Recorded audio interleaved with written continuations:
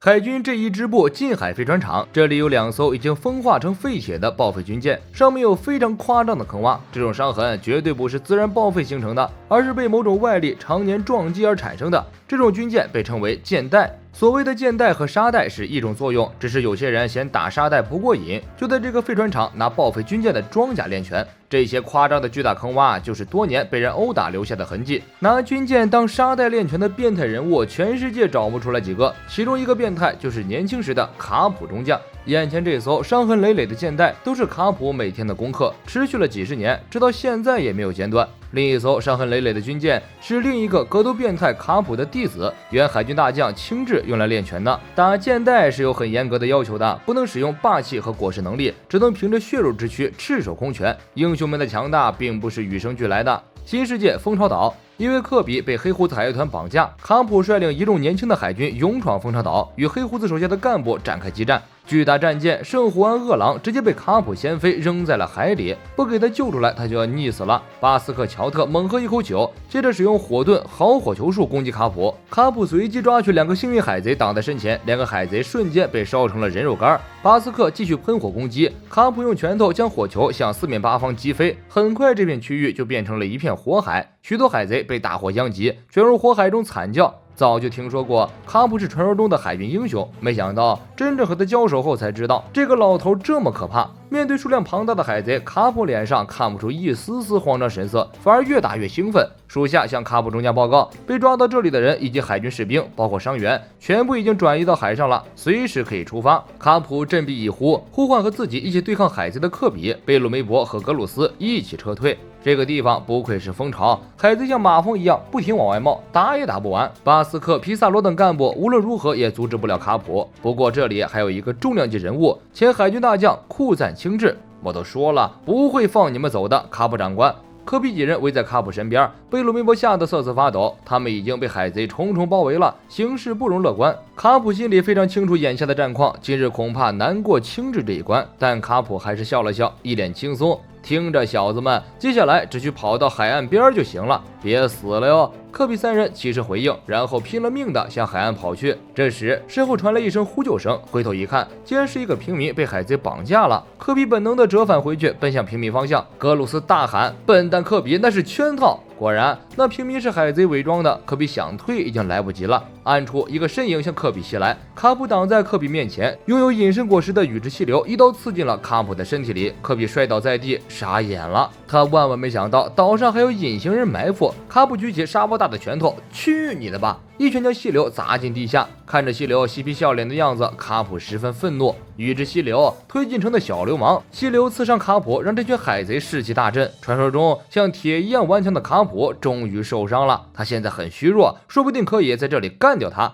海贼们举起刀剑，嚷嚷着包围过来。黄金万两不是梦，好机会就在眼前，拿下他！狮子公会给卡普开出的悬赏金和大将一样，都是3个皇冠，高达30亿贝利。卡普冲着3个后辈低吼一声：“我没事，先到船上去。”科比的情绪有些崩溃，这波团战都是自己害的。卡普中将为了保护自己受伤了。卡普瞪着科比：“别臭美了，科比，他们就是冲着我来的。”海贼们将卡普团团包围，寻找下手的机会。青雉一个箭步冲过去，喝退了这帮乌合之众。滚开！你们这些杂鱼！就算绑住他的双手双脚，你们也奈何不了他。治卡普者莫过青雉，只是不知道曾经拜在卡普门下、对卡普万分崇拜的青雉，今日为何能痛下杀手？当年青雉请求卡普收自己为徒，卡普却不想接受这个缠累，不要剥夺我的自由，要学去找军部的教官学。稚嫩的青雉告诉卡普，教官那边的技巧自己已经学完了，现在想要更进一步。卡普嘴上赶青雉滚蛋，结果还是好心收了这个徒弟，带着青雉每天一起在飞船厂用军舰练拳。那时候的青雉连霸气都不会，拳头打在冰冷的军舰装甲上，疼得他呲牙咧嘴。尽管这样，青雉还是跟着卡普坚持了下来，日复一日的修炼，直到登上海军大将的位置。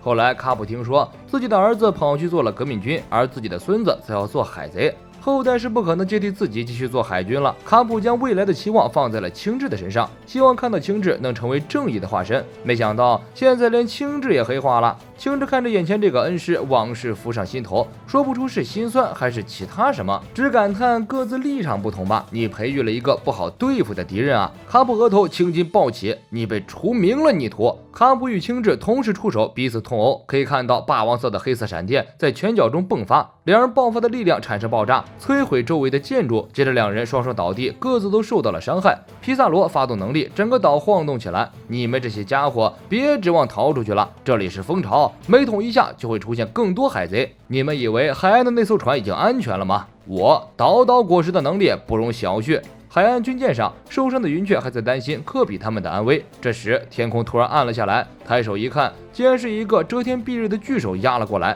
皮萨罗哈哈大笑，海军军舰在他的手下就像玩具一样，随便一拍就要沉入海底了。一打开报纸，上面全是黑胡子，黑胡子。我们也想美名天下传嘛。明天早上的报道应该是这样的：传说中的卡普中将率领年轻的精锐部队前往海贼岛，试图营救海军英雄，结果被黑胡子海团4号船船长巴勃罗·皮萨罗用恐怖的能力全数歼灭。悲剧啊！科比眼看那只巨手拍向军舰，吓得连连大叫，恳求海贼住手，因为这艘船上不仅有海军，还有平民。卡普缓缓开口，语气沧桑而又坚定：科比，没什么好慌的，正义必胜。科比陷入对卡普的回忆中。多年前，科比刚刚加入海军，在旧海军本部，卡普给他们这些新人上了第一课。他问这些新人，一个老头和一个婴儿被丢弃在一个充满猛兽的岛上，而你的小船最多只能乘坐2个人，你会怎么做？科比回答：我会自己下船，让他们2人都获救。卡普一根粉笔飞过来，砸在科比的头上。错，你这蠢货，只要把时日无多的老头子扔下就行了。你们到底是为了拯救什么才来当海军的？当然是每一个人的未来。和一个年迈的老头相比，你们拥有着比他更多的未来，理所当然要跟婴儿一起活下去。旁边的女海军一边殴打卡普，一边气愤地说：卡普中将，别乱教啊，请你以后别再搞那种讲座了，生命都是平等的。卡普却说，年轻人的未来有着无限的可能性。几周前，女儿岛、亚马逊百合、黑胡子入侵9蛇海贼团以及与海军展开战斗，挟持了数百名海军。因为黑胡子是4皇，没有上层的同意，火车山中将不敢与其开战，只能眼睁睁地看着部下被绑架，海军们哭成一团。因为到了海贼岛就如同到了地狱，不知道黑胡子会做出什么事来。这时，科比主动找上黑胡子，提出用自己一个人换回800名海军。黑胡子嘲笑科比有点太高估自己了，不过还是答应了科比的提议。因为科比是海军英雄，想必他的脑袋更具有价值。因为科比是 SWORD 的成员，火车山中将也默许了科比的做法。会议结束，时间回到现在，蜂巢岛上，拥有岛岛果实的皮萨罗从蜂巢岛上伸出巨大的手掌，拍向停在海岸上的军舰。军舰上的海军一片恐慌，大炮对这只大手完全没用，打上去连个擦伤都没有。达斯奇果断下令，这么大的手是没有可能躲掉的，所有人都到甲板上去，做好弃船的准备，保护平民。孔雀少将被皮萨罗的力量震惊了，这是何等强大的力量！蜂巢岛岛内，科比抱着脑袋大喊：如果那只巨手落下，数百平民和海军士兵都会被，我们该怎么办？卡普中将。卡普不慌不忙，甚至露出微笑。他说：你们3个的话能救得了他们。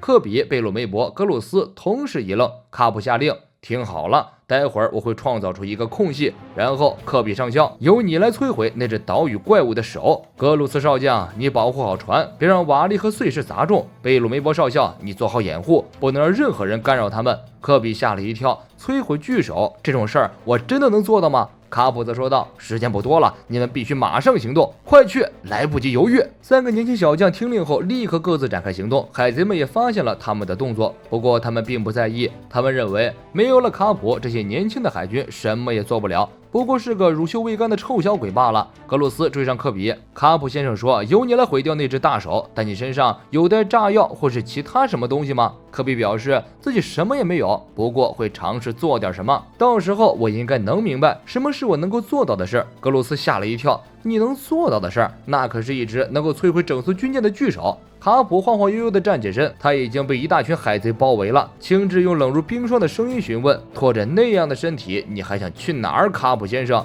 卡普嘿嘿一笑，不过是一点小伤而已。青雉平静说道：我只是在担心你。卡普突然展开行动，在青雉还没有反应过来的时候，铁拳结结实实地招呼在了青雉的脸上，将青雉打倒在地。接着以闪电侠一样的速度奔向蜂巢岛的骷髅建筑，也就是皮萨罗藏身的地方。皮萨罗感觉头皮发麻，为什么卡普往我这边来了？等一下，军舰变成怎样你都不在乎吗？卡普跳起身来，一拳将骷髅建筑打成废墟，颧骨崩裂，拳头施加的巨大风压加上爆发的霸王色霸气，皮萨罗只挨了一拳就口吐鲜血，他十分愤怒：“你这个混蛋，别以为我会就此收手，现在我真的生气了喵！我要让你好好看着他们是怎么死的。”卡普微微一笑，他对自己的弟子是十分自信的。这份自信来自于多年前，他看见了一个年轻海兵为了变强而付出的努力。那时候的科比进步非常快，但是他总是伤痕累累，手上还一直缠着绷带。贝鲁梅博告诉卡普，科比手上和肩上的伤全是修炼积累的。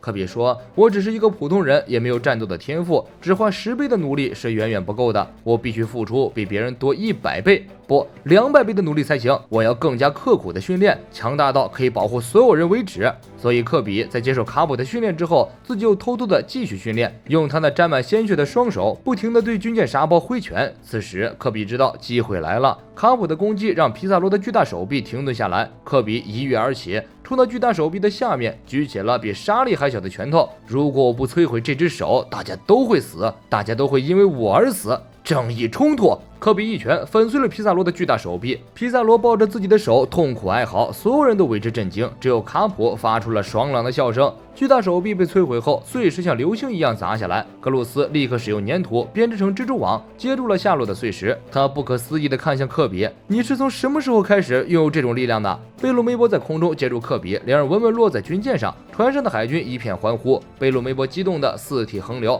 科比，你刚刚摧毁了如同山一样大的手。格鲁斯也回到军舰上，现在只要等待卡普回归就可以起航了。这时达斯基接到了卡普的电话，他下令全军立刻全速前进，离开蜂巢岛。老夫无关紧要，最重要的是现在所有人都安全了。科比让格鲁斯将船开回去，格鲁斯眼中闪烁着泪花，大家说不出话。卡普曾经的教导浮现在眼前，原来现在他就是他口中所说的那个应该被撇下的老头子。卡普平静地说：“前进吧，你们所有人都是海军的未来。”蜂巢岛上，卡普的身体被轻质的冰柱刺穿，脸上还挂着笑容，而青雉站在一边，沉着脸，一言不发。第二天的新闻刊登了年轻的海军英雄科比平安归来，以及传奇英雄卡普在蜂巢岛命运未知的消息。另一边，弹头岛，海军的军舰群已经将弹头岛包围。四皇草帽小子路飞负隅顽抗事件在同一期报纸上登上头版，在世界各地广泛传播。